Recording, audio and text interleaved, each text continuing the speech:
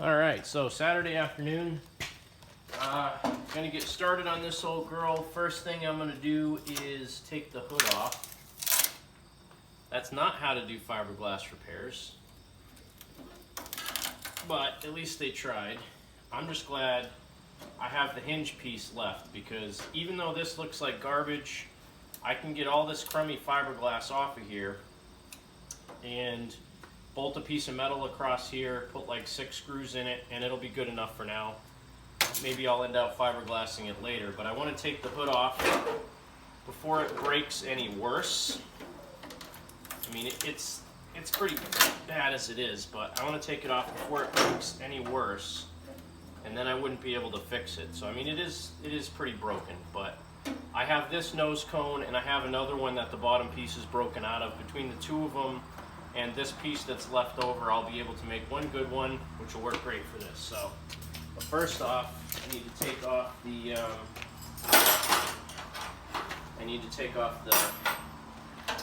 cable that holds the hood. Oh, it's on the exhaust. Okay. You never know if it's going to be on the exhaust or on something else. I'm going to take it off the hood actually, just to do this to make it easier to work on when you're doing carb work and fuel work and other stuff.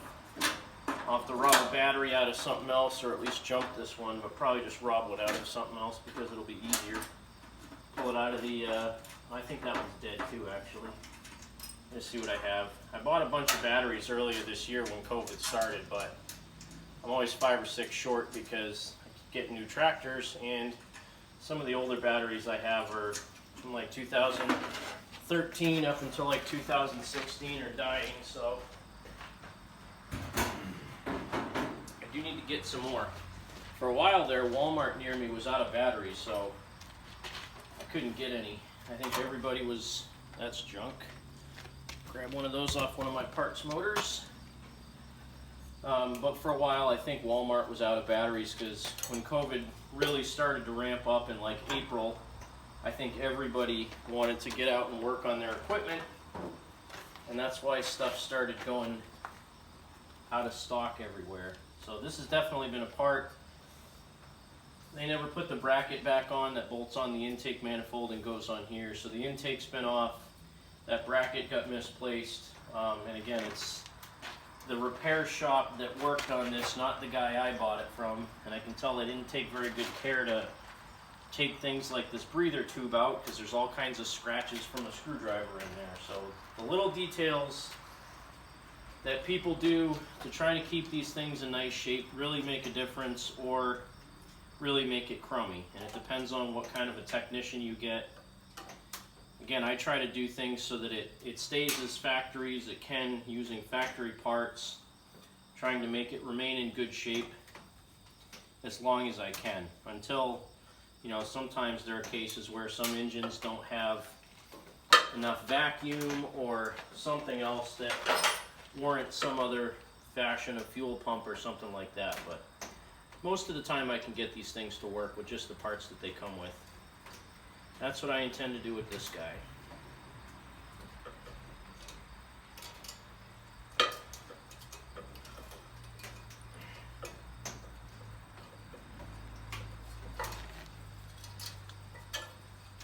There's the air cleaner screws. Let's see what we got here. Yeah, original. Well, so the top of the carburetor and this pump plate have red paint on them, which means they either came off of a wheel horse tractor or some other carburetor. Yesterday when I was looking at this, I noticed, I think the carburetor is a DD11R. Now I don't know if that means replacement or not. I do know there were several model replacement carburetors for these. I've seen DD12s and DD15s, which were replacements for certain applications. Oh, that's nice. One of the screws for the top of the carburetor is completely missing. So it looks like I'll be rehabbing probably one of my other carburetors to put on this.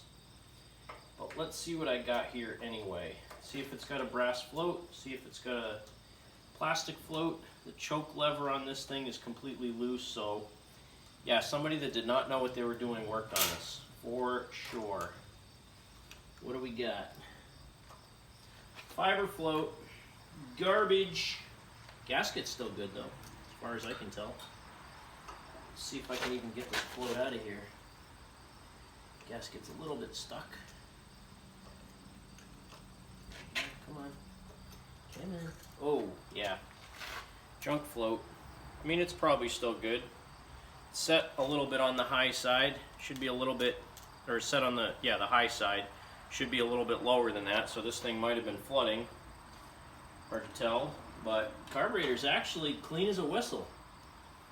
It doesn't mean that it doesn't have garbage in the idle air circuit, and the gaskets, it looks like they reused the factory intake manifold gaskets if they ever took this carburetor off, which I don't know. I'm pulling off all this extra crap vacuum line. That's what they had on there, so this went to the block, this went to the factory carburetor, and this went to a Briggs aftermarket carb.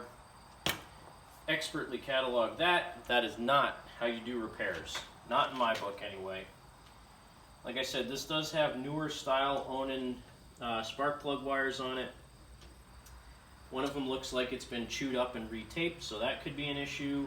There are lots of acorns and stuff down here.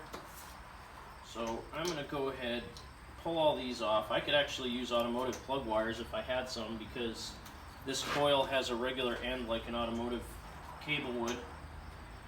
I'll check this out and see how it is, but it definitely has a lot of tape and stuff on it. So I'm going to go ahead and probably just take these off and not reuse them. I'll save them for some other motor, or I'll put the ends back on and shorten them up or something, but fuel line's pretty petrified. I need some pliers. I'm going to pause you. I'm going to put you on time lapse and we'll come back.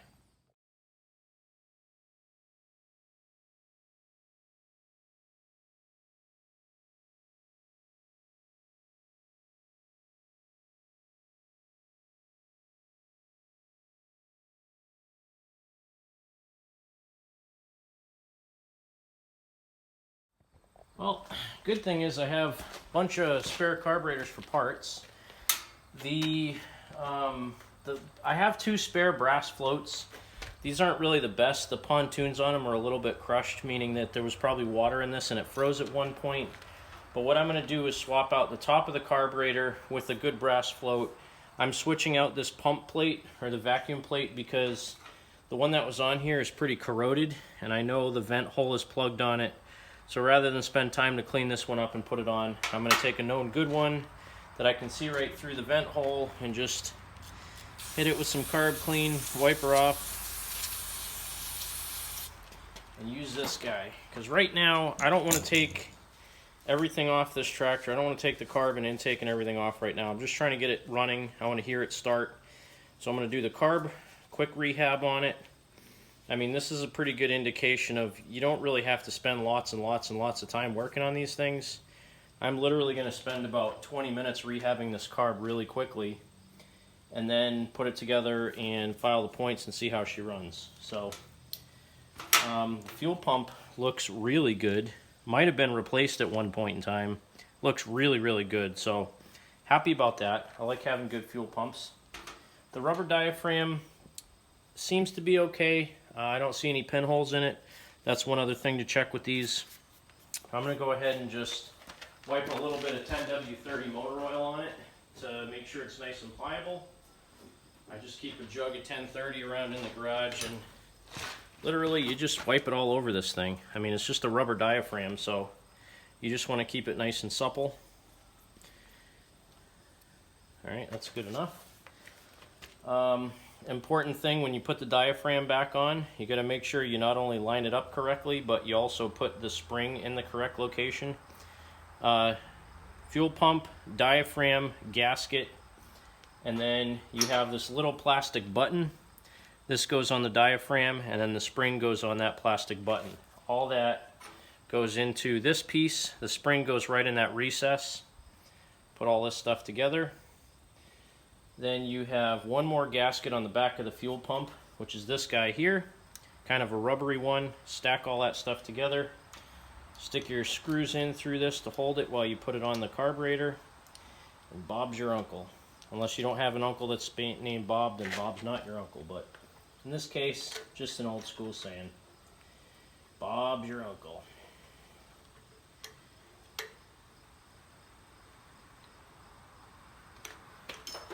There's my fuel pump. All reassembled, cleaned up. Lubed my diaphragm, so that should work fine, hopefully.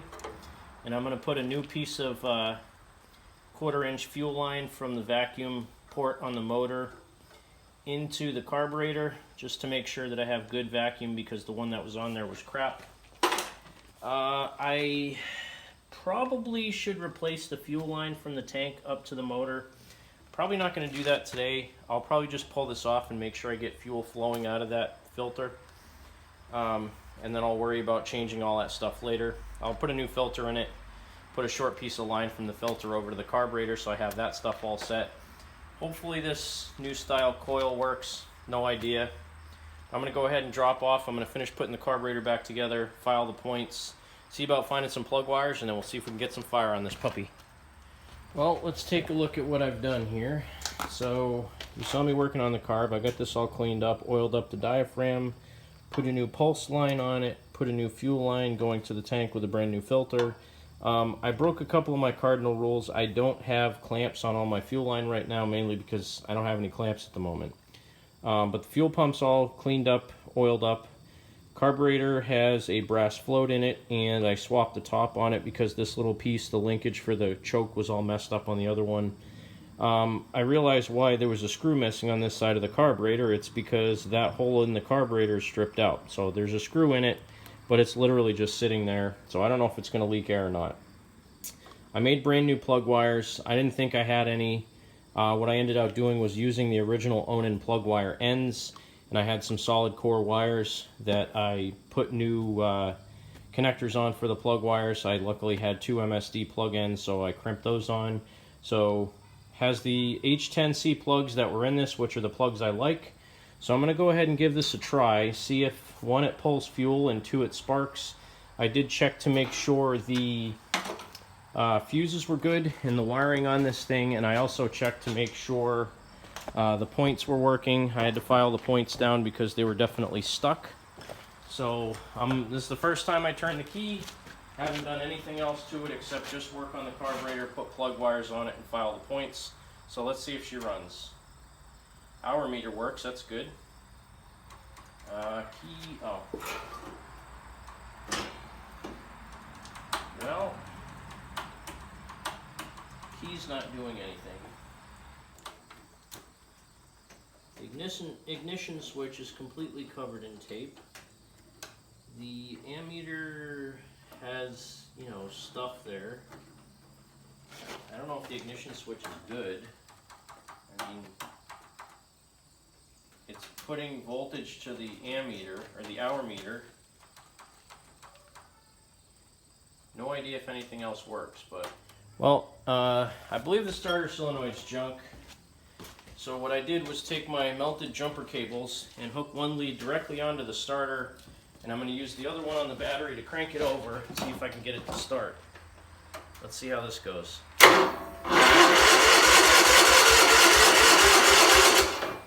Well, it's cranking over, not very quickly. I have no idea if I have spark because I didn't put a spark tester on it, but I'm just going for broke here. Hopefully I don't catch myself on fire.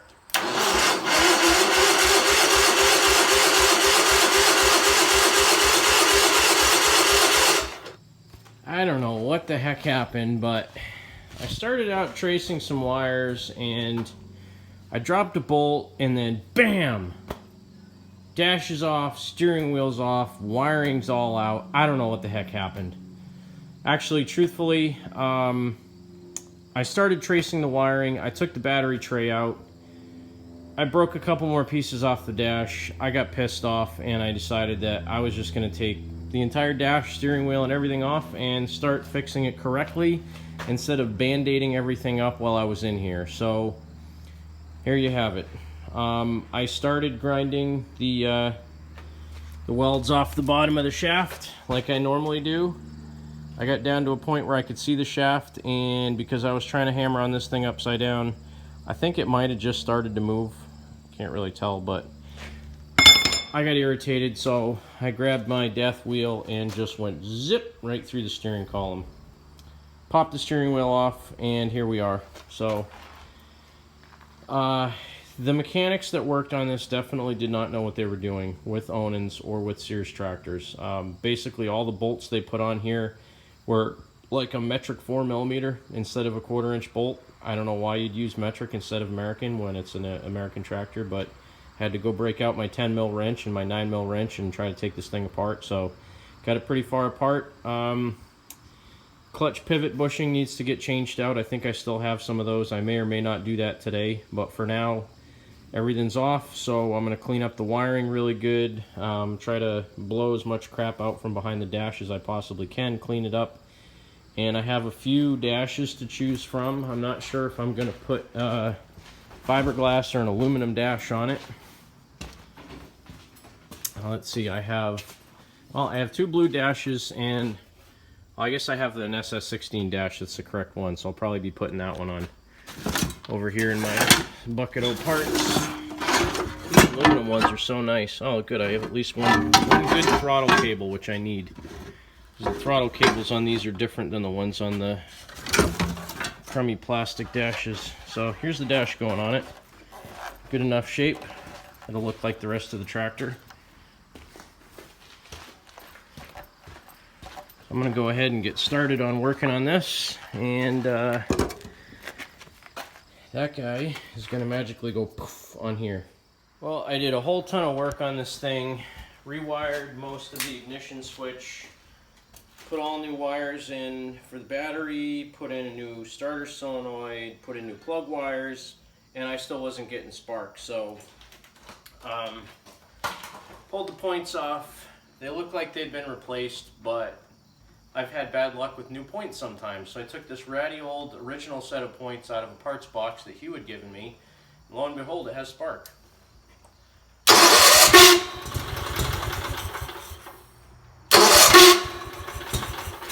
Starter's not the greatest sounding, but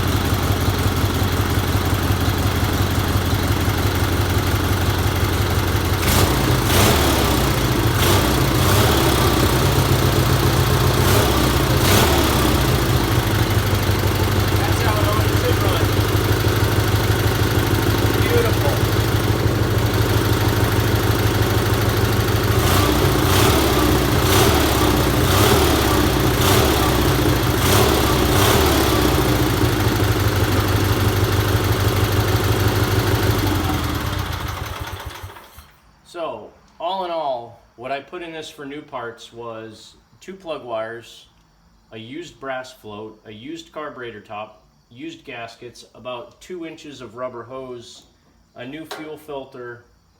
I didn't even change the gas in this thing. I put an old original GT18 coil on this that I knew was good. And I put an original set of GT18 points on this that are from probably 1978 or 79.